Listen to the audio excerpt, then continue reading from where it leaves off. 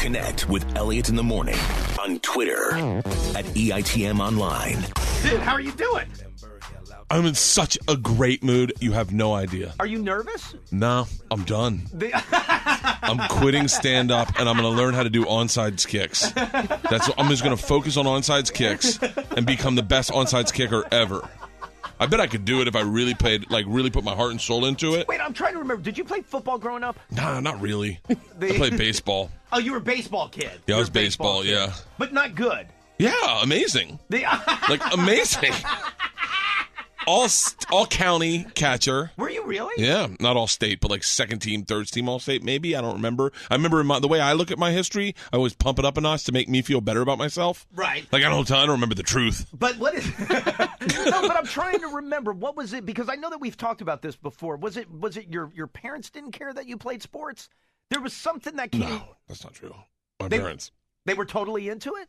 My mom was whatever. My dad coached all my baseball games. Oh, did he really? Yeah. My dad wasn't hardcore like pushing me to be in sports, but there was no quitting. No, but you're growing up in Florida. Well, there's no quitting because you made a commitment to the team. Yeah, but I made a commitment when I was in first grade to play baseball, and then I played it all the way until I got out of high school. There was no quitting because that meant you were doing drugs. I remember when I quit. It's interesting. When I quit baseball, how far through high school did you make it? I played in college. I played for my see. I speak in hyperbole. Right. I played in college. Right. I played intramurals. I walked on the team at Florida State. Did you really? First day, I went in. It was the walk-in tryouts, and the coach. It was weird because I guess everyone just made the team that walked on, but he was like, yeah. We got 2 catchers ahead of you. And he's like, your buddy Scott O'Brien's a catcher, right? He was a guy recruited to play at Alabama. And I said, yeah. And he goes, he's here. I said, he is. He goes, can you tell him to come on the team too? And I was like, yeah, how many catchers are going to be in front of me? And then he was like, go down and, okay, go down and catch a bullpen. And I was like, I literally, the way he said it, I went, I'll be hearing that a lot for the rest of my career in this team. And his coach, his son, Mike Martin, went up on to play for the Expos. So no kidding. And he was a catcher. Dude, that's awesome. Yeah, for Mike Martin, not good for the B-Man. And so I walked off the field. The B-Man. That was my nickname at the time. Nature Boy or the B-Man. And so my sisters still call me B-Man. Do they really? Oh, yeah, they're like, B-Man, what's up? I gave Miss Help that nickname, too. It came from, what was the movie Menace to Society? The guy's name was O-Dog. Right. And so I called myself B-Man. So I walked off. I think I walked off the field without my bags. I literally walked baseball pants, cleats, walked out the left field fence and walked straight back to Sally Hall. And I walked in my room and Chili Willy, Paul Pizzo, Chandler Perry. Maybe I shouldn't say all their names, but they're all in there. We used to do this thing where we black out the windows and we poke holes in the thing so it looked like stars, and then we get high and we call it time traveling. And I walked in the room and they were time traveling. I still had my cleats on. And I go, give me the joint. I hit the joint in my baseball uniform. I said, I just gave up baseball. And I was literally time traveling, and I was like, this is the weirdest feeling. I'll never play baseball again. And it was a second of mourning, and then I was like, I remember him saying, I had to take my fraternity pin off. He was like, are you just going to party your whole life? And I remember him saying, I think I'm just going to party. That sounds so crazy. Oh, wait, why did you have to take your fraternity pin off? He's like, no, you're going to quit that fraternity. And I was like, okay. I was like, I've gone through a lot of the hazing already. I'm halfway in. I got nowhere else to go. So, these are my friends. I pay $900 a year to be friends with these guys. And they're saying in 2 months they're going to let me be their friend. And so I remember quitting baseball, and I sat and I was so weird, but I got high and I time traveled and I fell asleep and I woke up in my baseball uniform, and my roommate Jeff Hartley came in and he was like, hey, how was practice? How's the team? And I was like, I quit. He was like, what? I was like, yeah, it looks like I'm just going to party my life. What is serendipitous? I started telling that Ralph Sampson story on stage. Right. I just started telling it on stage. Did you really? I just started telling it on stage. I love that story. Yeah. Party hardy. Party hardy. And he's like, yeah. How do you party hard? I was 13 years old. How do you party hardy? With both hands? With both hands. Yeah, that's crazy. Those moments like that, those define my life. And now here I am, 44, and my special is called The Machine, and basically I just do it shirtless with a beer. And I have 40 beers in front of me right now. I'll thank the people at Jailbreak for they wanted to bring beer for you, so it was very nice. So thank you, Jennifer. So yeah, they brought a whole bunch in. You drink whatever you want. And, Jennifer, thank you very much, and I got your card. Please, I would love to do a tour. Not Saturday. I'm holding on by a thread. I haven't had more than 3 hours sleep in like 2 weeks. Why? What'd you do last night? I've been promoting this special. I'll tell you what I did last night. Oh, Mick O'Shea's. No, but you've been gearing up for the special. By the way, I feel very honored, and I know it's just kind of circumstance, but I love that the day that the special comes out, you're here. I feel like that's how it should be. I definitely planned it that way. B-man. I definitely planned it that way. I said to myself, because they were like, you want to fly in Wednesday? And I was like, no. I don't want to do Elliot Thursday. I want to do it Friday. The day that the show comes out. And this is the last press I'm going to do for a month. Right. Because press, this isn't press, but like press can become soul-sucking. Right, so you sit in a room or at your house or whatever it is, and they go, all right. And you tell the machine story 40 times every morning. Right, but you have to do it in 2 minutes. No, I can do it in 15 minutes. I can shorten the machine story pretty quick now. Right. I can tell it really quick. But it's not that good, but it's... I mean, it's much like sex with my wife. I can do it really quick. It's not that good, but at least I get it out. Are you? I watched the special. The special's great. Thank you very much. The special's really good. Yeah. The only thing that's weird to me about it. Well, there's a couple things that are weird to me about it. Okay. First of all, where did you do it? Irvine Improv. I think you may have told us that you were doing it there. Was it just because it's in L.A.? Like it's in L.A. It was cheaper to have the crew there, in and out. Right. Should have been here. Should have been here. I know. Showtime said that was a deal breaker. Oh, really? Yeah, they were like, then it should have been there. Yeah, I said I already got the place. It's the I'm filming it at the DC Improv, and they were like, no, that's not going to happen. And they're like, you have no idea. We don't want to shoot we want to shoot a special. We want big camp. We want to put money into a special. Right. And they really want to do it in a theater. And I was like, I don't do theaters. Right. Like, it'd be weird for me to go to a theater and not have any, any of the intimacy. Right. No, you do. Well, now it feels like I'm being like a dick. But no, you do clubs. I do clubs. And the places erupt. Yeah. But that's the other thing. I want microphones all around the club. Yeah. To be able to hear how loud that place gets when you're going off. Yeah. I think they. I think they think that's gluttonous for me to pump up my own laugh track. Right, but it's not a laugh track. Yeah, though. It's not like somebody coming in afterwards and going, "Oh, let's add some laughs." Oh here. yeah, no, I definitely had two of the best sets of my life. Right, but yeah, I don't know why they do that stuff. That's the way they do specials. Right. No, and I mean, listen, they probably know better than I do what they're doing because I've never done one of those either from the performing or making it side. Yeah, and by the way, I thought I had because I had and I had so many notes. And they were like, they just told me no on all of them. Oh. like all of them. I was like, I just want a curtain, and they're like, no. What do you mean? They're like there's like three things they did that I didn't want, but they did. Number one was it had to be there was a stage jutting out. I didn't want that. Yeah, there's like that. There's the stage and then like a little diving board. Yeah, exactly. I didn't want that, and they're like, you want it because if not, it'll feel 3-dimensional, 2-dimensional, 2-dimensional, 2-dimensional, and not 3-dimensional. Like you want. It's still 2-dimensional. It's on my TV. Yeah, I know, but they said, trust me, it'll look like you're up against a wall doing it. Okay. And so they did that. Oh, you know what? That's probably pretty smart then. I didn't care about the backdrop because that was it was $6,000 that backdrop to build that backdrop. I can't even tell you what the backdrop was. Yeah, but the point is, if I didn't have a backdrop, you definitely noticed that. Okay. And they were like, you need the backdrop. And already these guys are better than me. Yeah, and then they wanted me to do it with my shirt on, which maybe in retrospect I should have done. Maybe in hindsight that was a good note. But why did they want you to do it with your shirt on? They're just like, hey man, you're not in great shape. Like is this they're like, do you have a bit about it? And I go, no, I don't even mention it. And they're like, then why would you do it? And I go, I don't know. I go, that's what I've been doing. I've been doing stand up with my shirt off for 7 years. And they're like, why? I go, I don't know, man. I really don't know. And they're like, okay. They're like, could we do another option of you with your shirt on? And I went, no, because the whole point of shooting 2 shows is that if I flub one bit, I can then pick it up in the next show, which I did. I totally did. Right. And so they were like, oh, okay. They're like, one of our key demographics is women. And I was like, yeah. And I really think my body is not too aggressive, but then when I watched it, there's a point where I sit on the stool and my belly folds over and I'm like, whoa. I would have rather that not have been in that. Aren't you in the middle of like some weight loss competition or something? Yeah. What are you? What is the weight loss competition that you're doing? It's me, Tom. You know what? Segura. Finish the beer, and then you'll be able to. There you go. Wow. Okay. Yeah. No, you really. That's a good Hefeweizen. That's nice, isn't it? By the way, I don't know if it's too heavy for you, but the jalapeno IPA. Oh, that's good. I'm gonna go for that one next. Okay. Anyway, yeah. So you're in a weight loss thing. Yeah. So me and Tom Segura are obese. You're not obese by the BMI. Okay, then yeah, we're definitely obese. Maybe. No, we're definitely obese.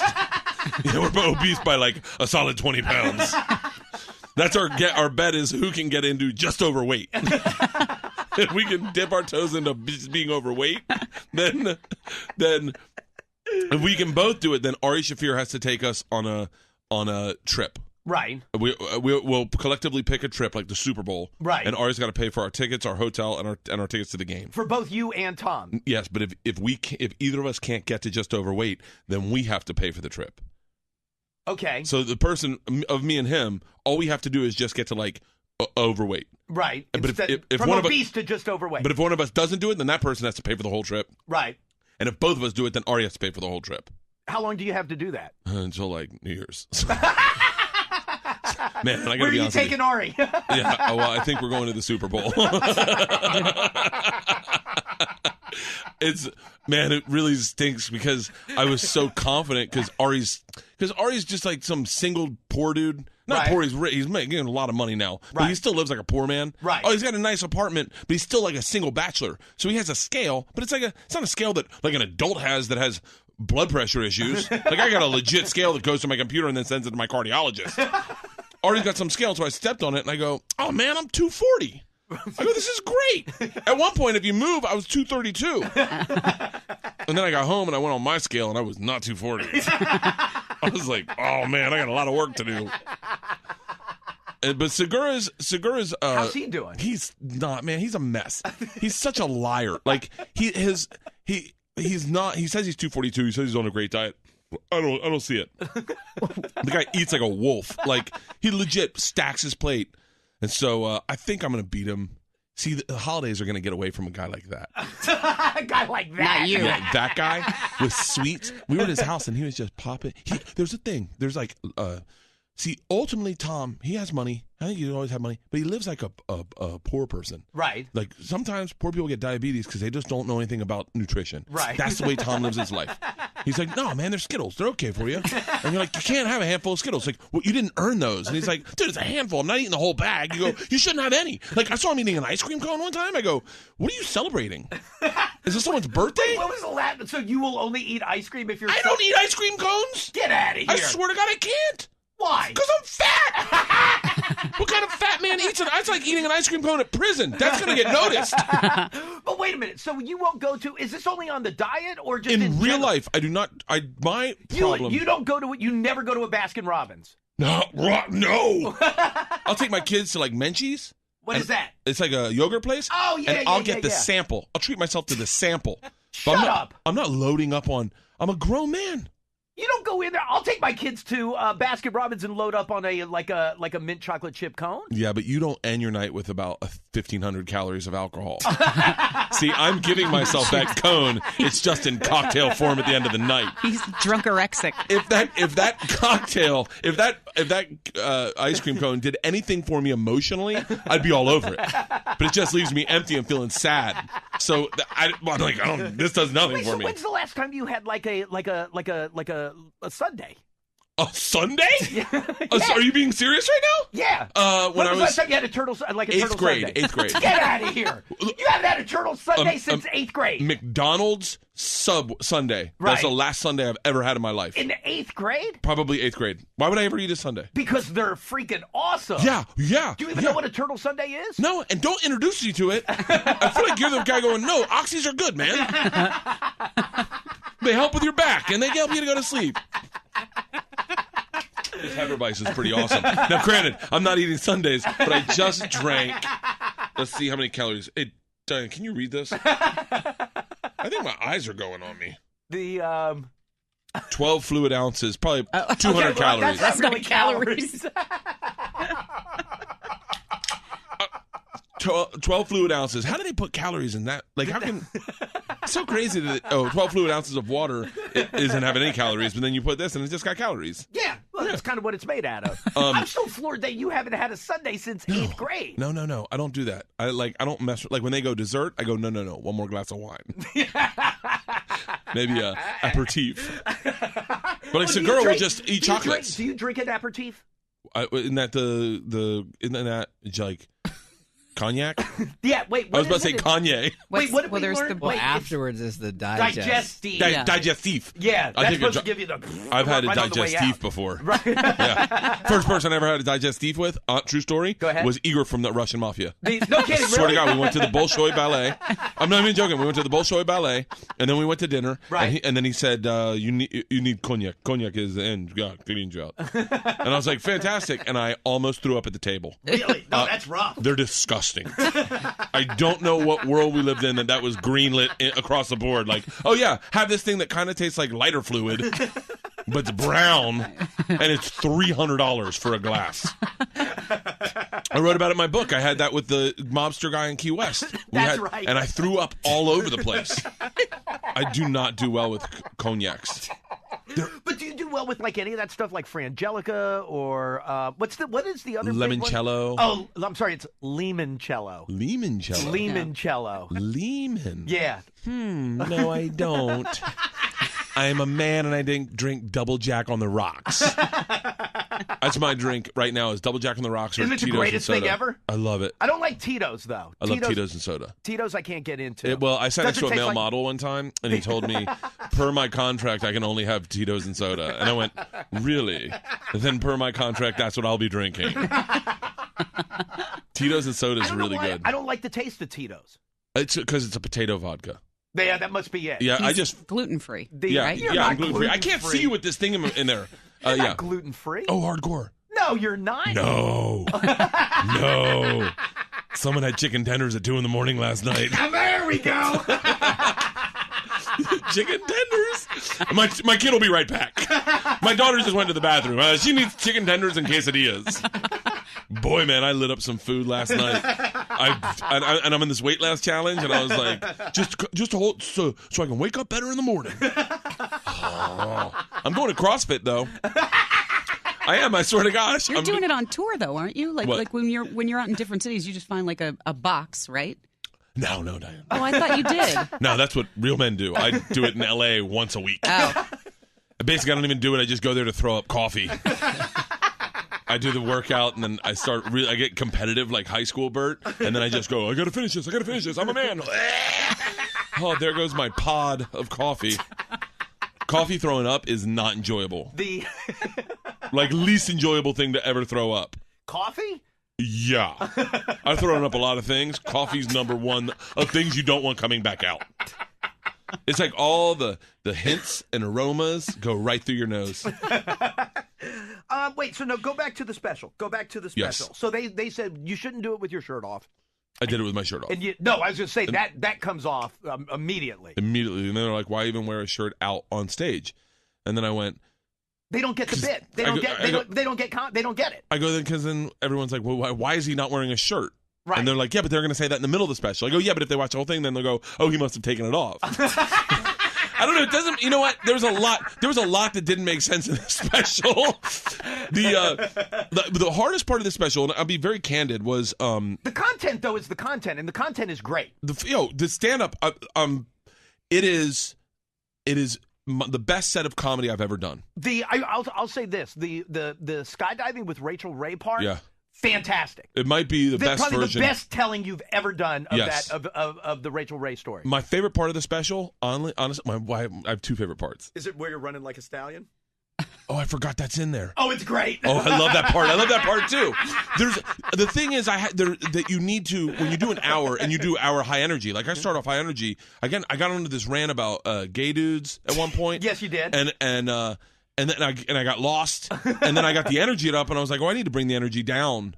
And so my favorite part of the story is talking about taking Isla to the school that day. Right. When she thought she was in the stupid class. Right. That's my favorite part because if you watch the pacing of the special, that is the moment where it slows down and it allows everyone to take a breath and go, okay, this is a story. Right. And then we're going to be telling stories also in this. Correct. And then and because then that dictates the rest of the special. But the knock scratch one. Oh, yeah. Do you know why I love it? ATO. You got it, baby. You got it. You got it. You're paying $900 to be friends with those people. Let me tell you something. If you were an ATO out there, I tried to get that clip to them. Guy Fieri, I ran into Guy Fieri. He's an ATO. Shut up, is he really? Yeah, and I wanted to give him the clip, and he was like, "Oh, I'll post it out everywhere," but I dropped the ball. I forgot about it. I got obsessed with the fact that Guy Fieri's frosted tips are my drinking. I got way too high one night and then realized that his frosted tips is me taking my shirt off and drinking on stage. And I was like, oh my God. Because like if he shaved his head, you'd be like, whoa, that's not Guy Fieri. Who is that? And then if Bert did that, you're like, wait, who's that? I don't know who that is. And I had a panic attack. I called my therapist. I texted him like stoned to my bejesuses and was like, Guy Fieri's frosted tips is my drinking. Remind me of that in therapy. Yeah. Knock scratch. All right, let me do this. So the special will premiere tonight. The Bert's also at the Comedy Factory in Baltimore. That's 2 shows tonight, 2 shows tomorrow night. Go to baltimorecomedy.com to get those tickets. Again, Bert Kreischer, The Machine, brand new special premieres tonight, 10 o'clock on Showtime. Give me one quick break. More with Kreischer next. Elliot in the morning. All right, Bert Kreischer is with us. His special, The Machine, is on Showtime. Tonight is the premiere. Baltimore Comedy Factory tonight and tomorrow night, 2 shows each night. What did I miss? Oh, that's a dead soldier. Murdered that. This is. I've been looking forward to this so long. You have no idea. The whole time I was doing that satellite press tour, that I don't even think they air the interviews. Quite honestly, I don't blame them. I called one, and I fell asleep in the middle of it. No, you didn't. Nah, but I kind of did. And apparently, I was having an asthma attack, and someone played with a gerbil in my robe. What child? I'm allergic to gerbils. Wait, who put a gerbil in your robe? Exactly. You know, let me tell you something. I'm glad Trump got elected. We're having changes around here. And number one is people are going to respect their fathers. You know I'm allergic to gerbils. Why would you put my robe on and play with a gerbil? First of all, I love the effort that you've put into the press. I'm at home. Oh, yeah. By the way, what are you doing to your house? Oh, we're renovating it. Dude, your house is an S show. You have no idea. The pictures are ridiculous. The pictures are one thing. Let's forget about that. Let's focus on the porta potty in the front yard. That's my favorite. By the way, didn't know it was the front yard. Thought it was the backyard. It's the front yard, which is also an invitation to any homeless person in the neighborhood to come and take an undisturbed number 2 at the end of the day. Oh, they're asleep. I think I'll just use this. I love, though, you walking out in the American flag Speedo. I forgot I did that. The workers love you, right? The workers don't know me and don't know what I do because I disappear for like 3 days. And then you're home and do nothing for 3 days. Except walk into my man cave shirtless with another dude, do a podcast for an hour, and then walk out giggling going, that was fantastic. I heard them doing like a sissy... I don't know if that's... you can say that now that Trump's president. A sissy voice. A sissy voice. They were going like, ¿Dónde está Susana en la cocina? And I was laughing because I was so funny because I'd never heard like Spanish, but with like the way we do it, like, and I was like, oh my God. Like, right. And so I walked back and I was smiling. As soon as they saw me, they stopped. I went, they were talking about me. I'm the sissy. Yeah, Wait, so you're renovating the whole joint? Yeah. But I mean, and again, I'm only seeing the pictures, but I feel like it would have been easier just to move. Yeah. Oh, yeah. 100%. If you're thinking about renovating your house, don't. By the way, I also feel like it's been going on forever. Yeah, right? You feel the same way I feel. Every time I leave, my wife goes, we should be done when you get home. And same thing. She goes, we'll be done on Sunday. When you come home Sunday, we will be able to move in. And then I got a call last night. So it looks like the floors will be drying on Sunday. So we need to find a place to stay Sunday because they're doing all the floors. Wait, so but you guys are living there while all this is going on. We're living in 2 rooms. Right. And it is aggressive. I mean, her cat, our 2 dogs, right, our 2 kids. It just in 2 rooms, and it's been. I got to be honest with you. So I was supposed to do this this Live Nation tour. I forget what it's called. Oddball. Right. I was supposed to do Oddball. Yeah, the Oddball comedy tour. I got put on like 9 dates, 10 dates. Right. And then serendipitously, all of my dates got canceled. I don't know, but let your ego sit with that for a day. Let your ego go like... But you made the poster. Yeah, I made the poster. Didn't do any of the shows. It's like, yeah, we all get a trophy. It's like Tracy Morgan. Yeah, and Bert Kreischer, but no one saw Bert Kreischer. Yeah, sure, I did an all-ball tour. And so they all got canceled, and it was okay. This is what happens. Within 1 week, right, we start demo on my house. Right.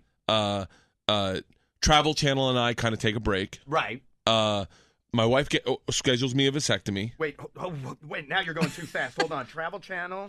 Okay, vasectomy. Yeah. And wait, then did you really get your blood panel done the week of taping the special? Only a woman would schedule that. She scheduled me a full blood panel the week of my special. And I go, babe, why would you do this? She goes, well, something's wrong. Don't you want to know? I go, not this week. Really not this week.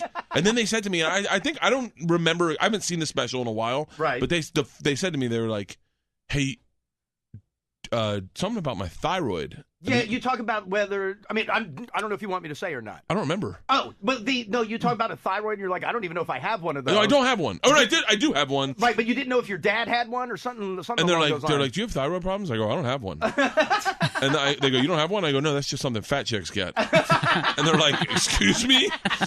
And they're like, no. And they're like, does your dad have one? I go, of course not. And they're like, so you were born without a thyroid? Because my thyroid is inactive, which is due to my weight gain.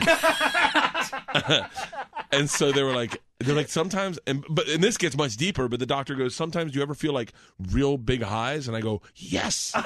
Like, yeah, we call it firing hot, where like I can't stop listening to INXS. And I'm like, that's what you do when you're firing hot? Legit, I came home from Vietnam one night and I could not shut it off. And my wife was like, hey, you need to calm down. And I was like, I'm just gonna go to the man cave and think. She was like, yeah, write all your thoughts down and then burn it. Wait, okay, so go back. You got a vasectomy? No, I postponed it. There's too much change in 1 week. Wait, what else was the change? It was the start of the house. We tear down the house, right. Vasectomy. Travel Channel is on a break. Travel Channel and I are on a break. Right. That's the safest way to say it because I love them. They love me. We still have a very cool working relationship. Right. I just shot with Guy Fieri. Right. But for me, is he cool? I mean, I know what you're talking about. He's like very cool. His tips are your shirt. Yeah. But like I mean, we've interviewed him before. He's great. I love him. He's great. He invited. What was his show? Minute to Win It. Oh, yeah. Yeah, he invited me to go out and be on the set, but it was kind of like in passing where it was just like, oh, yeah, you should definitely come out. I think everything he says is like that. Oh, okay. No, because he said that a bunch of stuff to me, and it always feels like, was that a commitment? I felt so special. I was like, dude, I'm definitely doing it. Never heard another He's like, word. dude, next time we hang out, next time we were up in the West Coast, up in San Francisco, we'll have a few beers. And then I was like, cool. And then I was there, and I was like, are we going to gig? And he was like, nah. He's very cool. He's very, very cool. I really do like him. Right. So you just shot a bunch of stuff with him. But you're just on hiatus with Travel Channel. Yeah. Well, I said to them, I go, listen, I want to be at this network the rest of my life. Right. I really do. I want to stay there for the rest of my life. They should keep you there the rest of your life. But in order for me to be beneficial to them, I need to get famous. Right. Like I do no good for them now. You are famous. No. Yeah. I need to be. Look, what I need to do is I need to establish myself as a comedian and as whatever. Well, that's done. Well, we'll see tonight. I need people to watch this special and to rate well and people to become like and to accrue other fans. Right. Like I've got a solid fan base of like 500 people. I always say I have 1,200 fans, like legit 1,200 ride or die dudes, right. All men out there that are like anything for the machine. Right. Cogs of the machine, that's what they call themselves. But I want to expand that and get bigger. And, sure. And I need to do that by stand-up. It's the best thing I'm the best at. I need to tour. I need to do 1 full year of touring really hard. Right. And do another special. I need to do 1 more special. By the way, when is the last time you didn't go hard for a year on the road? Travel Channel hard is different. Oh. If you look at it like Travel Channel, they send you out to Africa for 2 weeks and you literally disappear. And all my friends are doing podcasts and doing stand up at the store and having great moments. Right. And then I come back and it's like, hey guys. And yeah, but like, what a great life experience! And by the way, you shot a TV show. It's fantastic, dude. One time I was high on hash. It was. Let me rephrase Probably this. not relative to the story. Okay, it is. Okay. It is. And you're gonna. I think you're going to connect with this. Okay. So I took motorcycle riding lessons. Right. And they say to you in motorcycle riding lessons, they're like, hey, you should never ride motorcycles intoxicated. That is like 80% of the fatalities. Right. No, I'd buy that. Yeah, but we were just talking about motorcycles the other day. I'm 1,000 times more safe on a motorcycle than a car. Oh, yeah. 1,000 times. But they say 80% of fatalities, inebriation. Right. Well, I think that is meant to tell you don't drink and drive. All I heard was it must be magical. If 80% of the people are willing to risk their lives doing it, it must be so awesome. But that's not who I am, and I was doing it for Travel Channel, right. So I would never do that on the clock for them. Yeah, sure. I would never do that. That's just not who I am. I don't drink and drive. I just don't. Right. Except I'm in Vietnam. Oh Jesus! and we do this hike into this jungle. We go into this big cave. Spend the night in the cave, hike out of the jungle, 6 hours in, 6 hours out, 66,000 steps on my Fitbit. Right. For 2 days. It's a lot. We get back to the farm stay we're staying at. We're cold. We're wet. We walk through rivers. My Sherpa lights a bowl of hash. Right. And he looks at me and he said, would you like some? I was like, I think I've earned it. And so I take a hit of hash. I have a beer. I have another beer. The sunset is really beautiful. And out of the corner of my eye, I see a motorcycle. Right. And I'm like, oh, what better time than now? So I go to the guy who owns a farm stay. I said, hey, man, I noticed you have a motorcycle. Is there any chance I could take that for a spin? We're in the middle of nowhere, right? And he goes, I noticed you've been smoking hash and drinking beers. I said, I have. And he goes, you'll love it.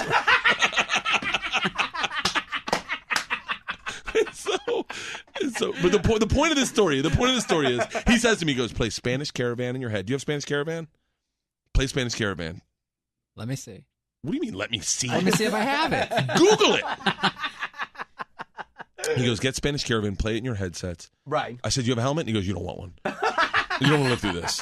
He goes, go up to these rice paddies, take a left, and it's in the middle of rice paddies. Right, middle of no, rice paddies. I understand. It's an earthen dam. Right. And he goes, take it all the way down, take a left, and it's like maybe a quarter of a mile, not even that, maybe a quarter of a mile of just straight earthen dam, rice paddies on both sides.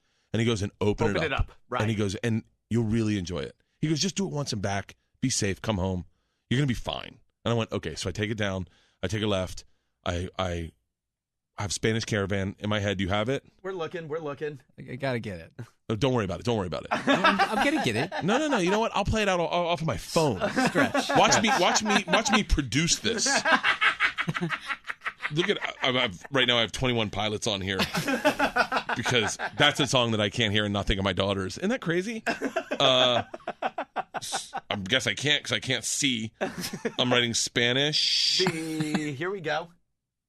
Did you get it? Stretch. So I'm on the motorcycle. It's an old Russian Ural. Okay? Right. So it's beat up. Yeah, sure. It's got hairpins in it to hold it together. Right. I literally, you got to feather the clutch because if you don't, it'll stall out on you. Yeah, right. You literally, to get it moving, you got to, you know what I'm talking about. Yeah, no, I'm right there with you. I got a loose fitting shirt on. I mean, I feel good. I feel really good. Right. I take it up. How close are we, Tyler? My Showtime special airs tonight, 10 p.m. on Showtime. I should have just pulled it up on my phone. I would have gotten it faster. Okay, well, just keep going. So I go over. I take the left. I see it, and it's beautiful. The sun's setting. There's rice paddies on both sides of me. There's oxen. Take us back to when you're waiting for the sun. So is that the song you've got? No, that's Waiting for the Sun. That's the album. I have it right here. I'm just waiting for it. I can't believe. I bet I could Google this quicker than you could. Here we go. I can't just play it right off YouTube this time. Why not? Why not? It's not allowed. Watch this. Here we go. Cara. I guess I don't have it. Apple Music. Here we go. You ready? Okay. So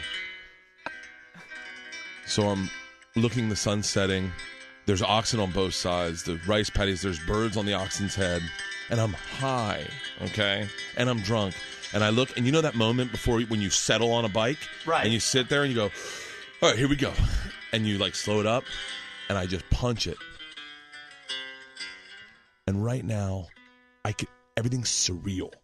Like, I can feel my face splitting space. I can feel the vulnerability that is life and is a motorcycle. That's why I love motorcycles. Right. It's like falling in love. You can't hold on too hard. You might fall off. All the action's happening between your legs. Like, it's really beautiful. And I'm like, this is what life's about. These moments right here. And all of a sudden, my phone rings, and it's Joe Rogan, and he says to me, and I'm brought back into earth, and I answer it, and I go, what's up? And he goes, what are you doing, machine? And I was like, I'm riding motorcycles really high in Vietnam between rice paddies. And he goes, are you kidding?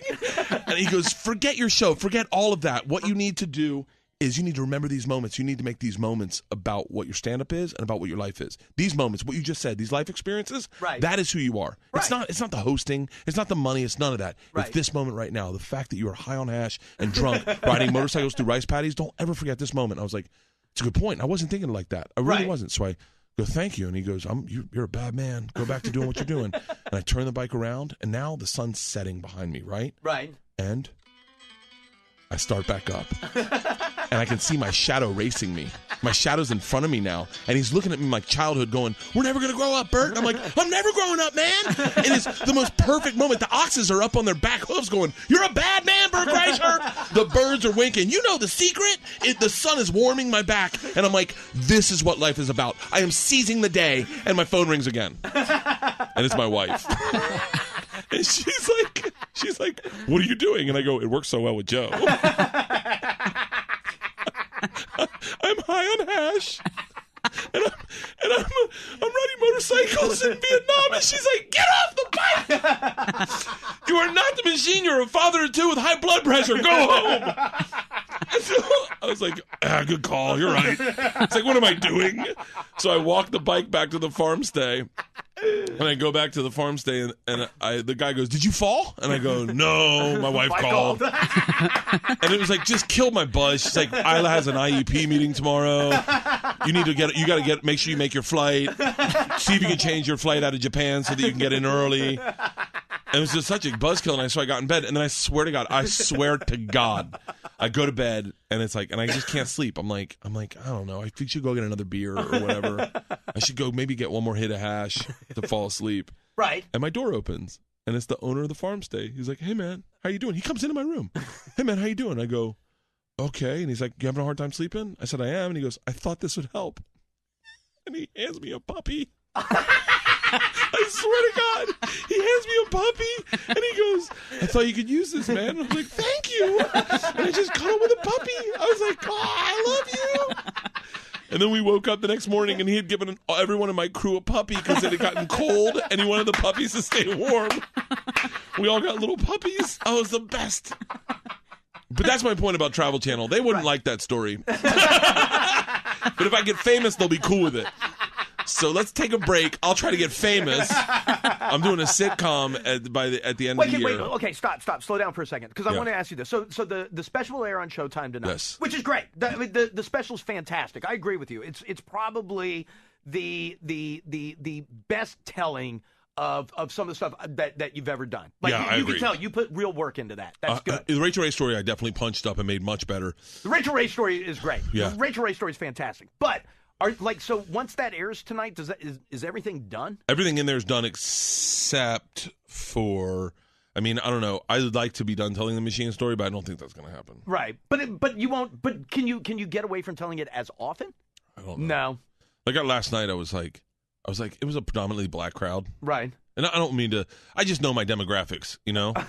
And I pay someone to tell me who likes me. Right. I pay someone $1,500 to tell a month to go, this is who's watching you, and it's not older black women. Right. And I said, I think we're good. We had a really great show last night. It was really great. No, that's awesome. And I said, are we cool? Like, meaning, like, I'm not going to tell the story if you don't ask for it. Right. And then someone's like, are you not telling the machine story? And I was like, I wasn't going to. And she's like, I'm such a fan, and I've never heard you tell it live. And I was like, it's 10 minutes out of my life. Right, then you got to do it. And absolutely. And I think, here's the thing. I talked to Tommy Segura about this. Like, we assume everyone's heard it. Right. But there's like, clearly after the voting polls, there are a solid 60 million people that have not heard the story. Right. So we're going to maybe if I'm lucky, maybe brand new 3 million people hear that story tonight. Right. And then we'll go, oh my God, I want to take someone to go see this. Right. Okay. So other than the machine story, though, it's all dead. It's all dead right now. Is that hard to walk away from? No, it's so feels so good. Right. It feels Because so good. one of the things I love about when you do stand up is obviously there's a set list of stuff you're going to do. Yeah.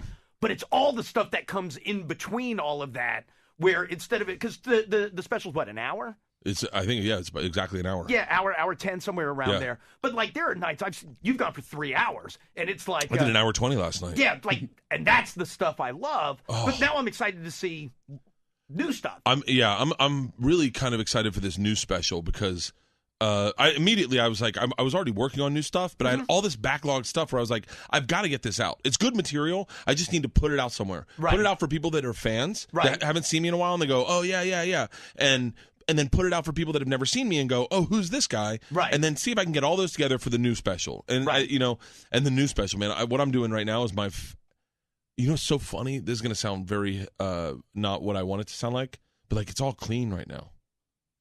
Like nothing. I'm not right. I haven't written anything really dirty.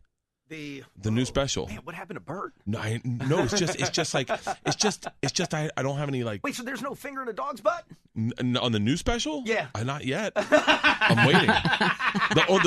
My favorite, like everything's just like right now. It's like I curse and stuff, Right. But and it's my attitude. Let me ask you this: Is What? it funny?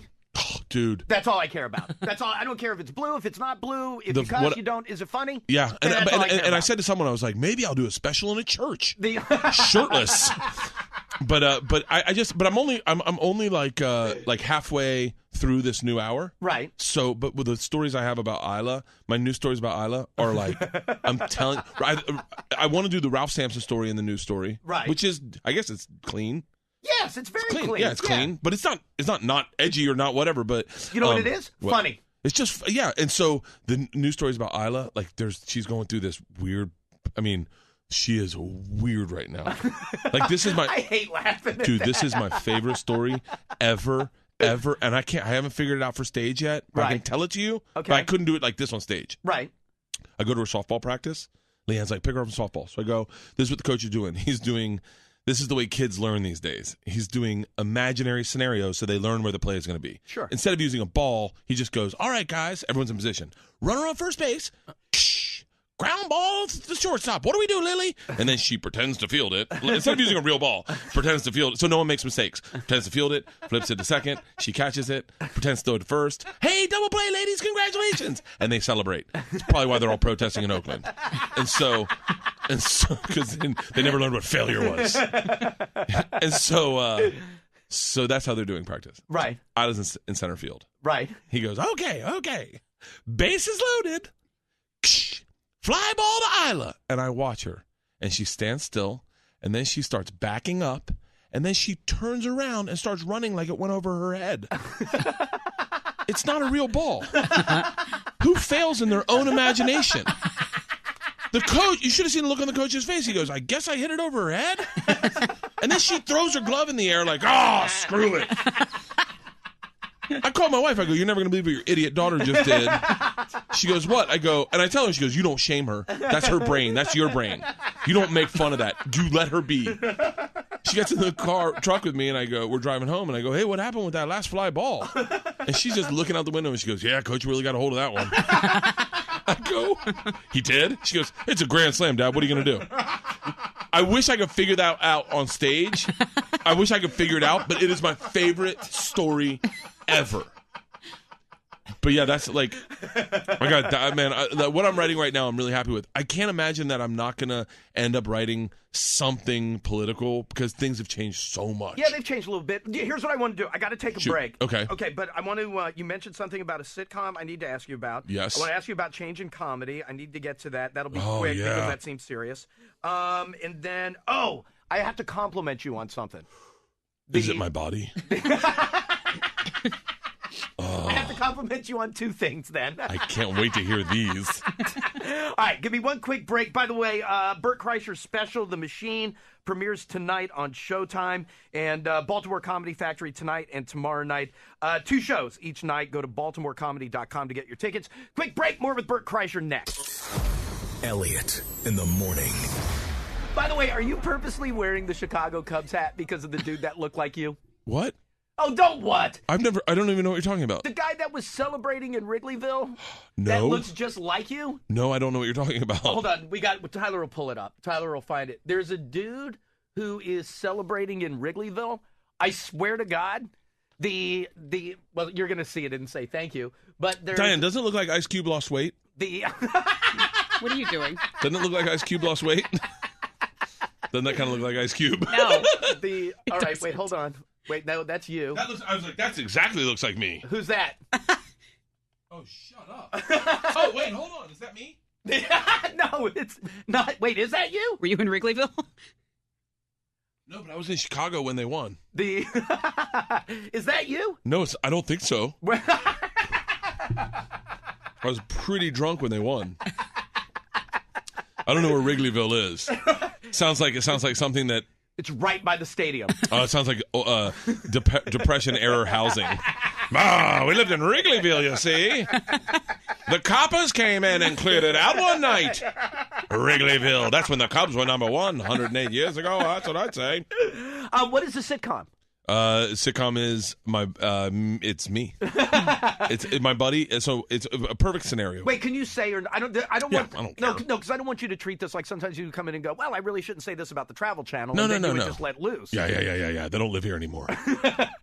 Well, I realize that whatever network the sitcom is going to be on doesn't live here either. No, we don't have a network yet. Oh, then let's go. So my buddy's deficit funding it. Right. So my buddy, one of my best friends growing up that I've known since we were 13 years old, just happened to turn into one of the most successful TV producers out there right now. Are you serious? Produced Louis, Inside Amy Schumer, Broad City. Just is He's done killing okay. it. He's doing really good. He did Chris Rock's movie Top 5. Right. And so he just came to me one night and he was like, we went out to dinner and just hang out partying. And I didn't know that we were like business. I knew he was in production. I totally knew that, but I didn't know he was doing that well. Right. And I knew he did Louis. I just didn't know what he did on it. I didn't realize it was his money. and so he said to me, I want to do a sitcom. And I was like, yeah, I've always had offers. And we're always in development every year. I said, maybe I'll set you up with one of those guys. He's like, no, I want to get you out of that system. I just want you to do what you want to do. I want to tell your stories. I want to do your stories. I don't want any network notes. I want to give you $250,000. I shouldn't maybe say the number, but $250,000 to make it. I can get us a crew on the cheap. And he goes, and I want it to be part of what you did on Travel Channel. Part of you as a stand-up, part of you as a dad. Right. I want it to be just everything. I don't want it shouldn't be a forced log line like you're a beer salesman. Right. You're just Bert Kreischer. This is your stories. And I was like, I wish I could do that. And he goes, we can, because that's what I do now. And that's what he does across the board. Dude, that's awesome. And so it is, we have one of the really legit, one of the hottest writers in Hollywood. It's the perfect scenario because as a writer, you want to make your own thing. You don't want any notes from anyone. And I want my thing to be mine. Right. And he wants so to you make two it. will fight with each and other. So, well, hopefully in a good way. Right. And so, and so it's best case scenario. Dude, that's awesome. Yeah, so we'll be shooting it. He said to me, he goes, I saw your special. I have a feeling you're going to have a lot of heat after your special. Right. I want to be in production when your specials airs. Good. And so we're in production right now. That's awesome. No, Yeah. good for you. The thing I wanted to compliment you on. Oh, yeah. No, I'm being serious. What? Your podcast with Steve-O is awesome. Really? I loved it. You know, it's so funny. Why, you didn't like it? No, I loved it. But I was like, here's my problem with me. I fanboy out too much. Oh, you know what? I thought you actually like it. I thought it was one of your better like interviewing somebody. Yeah, you fanboy out a little bit. I do. I totally do because I'm a fan. Like I'm not going to not tell him about the time that when I watched that goldfish throwing up thing. Right. That was one of my favorite things I've ever seen on television. I've never been more engaged Right. as a viewer. Right. And then committed to a talent because of that act. And I went, because there was a moment where you saw him going, I'm not throwing this goldfish up. Right. This just backfired. I just ate a goldfish. But and what's so funny is he came into that interview. I was going to talk about this in the intro, but I didn't. He came into that interview very standoffish. Right. Because he was like, clearly someone set this up for him. He did not want to do it. Right. He did not want to sit through a podcast of a guy Sure. he did not know. And he came back, and my house is under construction. It looks like crazy. And I said, hey, man, it's good to meet you. And he has like gray hair on the side of his head. And I went, you look so much more grown up. Because you expect like young, like, yeah, what's up, Dad?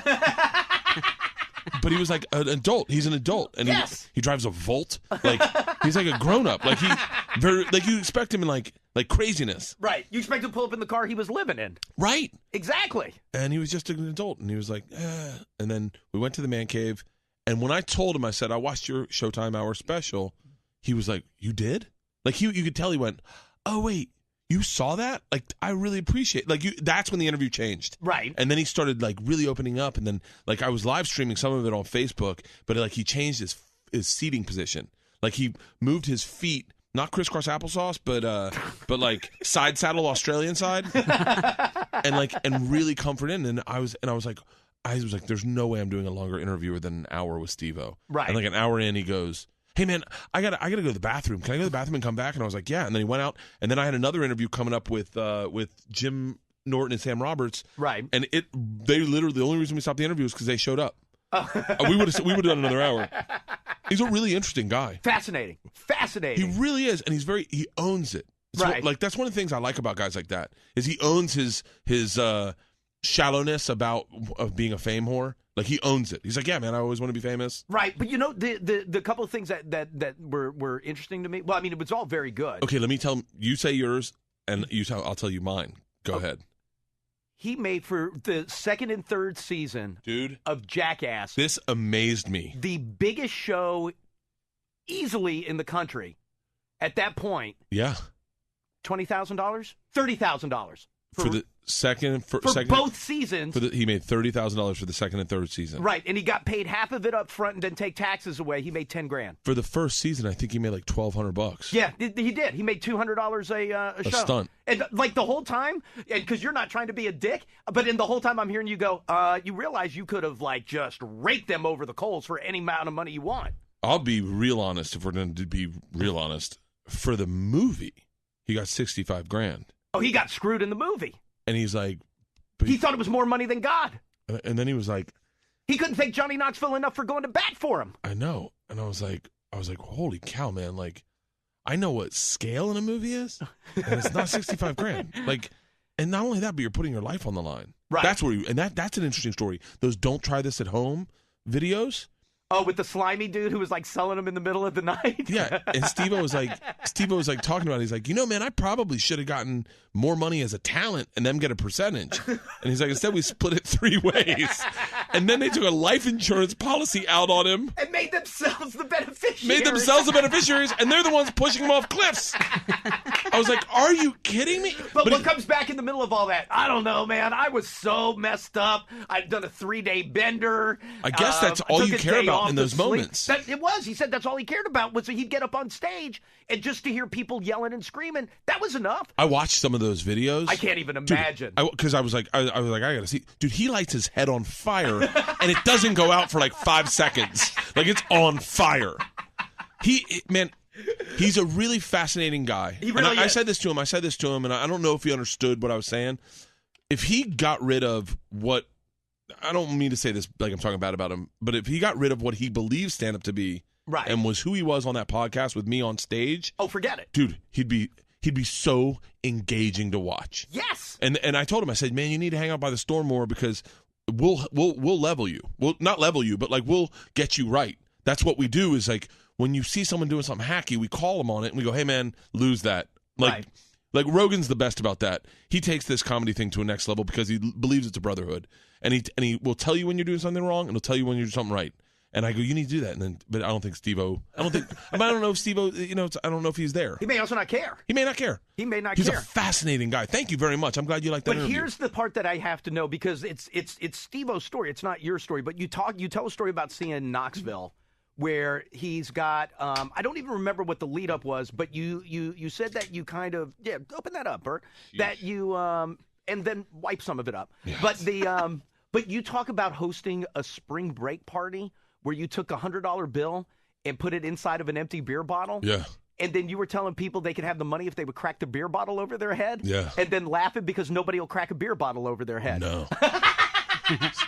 I met Johnny Knoxville in '97, and we ended up getting high and eating pills and in a tour bus. Right. And I don't think I wrote about this in my book. Maybe I don't know if I did or didn't.